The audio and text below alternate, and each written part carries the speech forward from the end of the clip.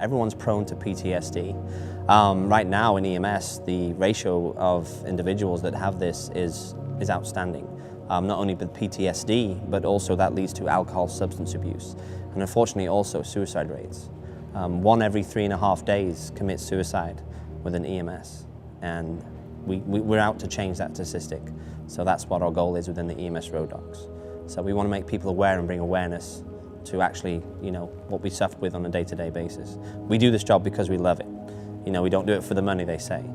But people really don't realize that, we see things on a day-to-day basis that people don't realize, who helps the heroes. We just had one of our members had his friend commit suicide yesterday. We all called him.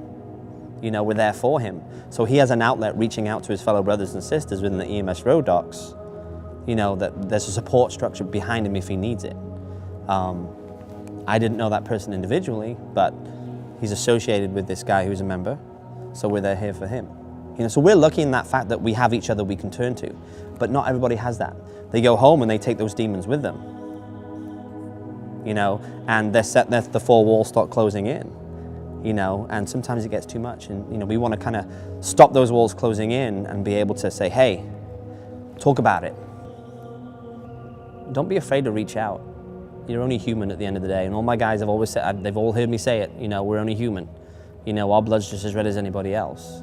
Whether you're military, whether you're jumping out of airplanes, whether you're, paramedic, EMT, whatever, hurtling down the road, lights and sirens.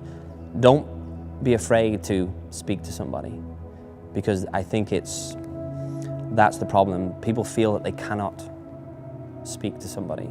We were talking to my guys earlier today, we talked about, for example, New York, for a matter of fact, you have the fire department, the brave, the police department, the finest.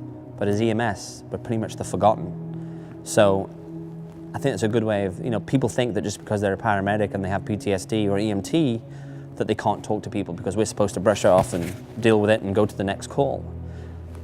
I guess my goal would be talk about it, and for those people that know these individuals that think, hey, maybe these showing signs of PTSD, how can they intervene, to stop it getting to 2 every 3.5 days?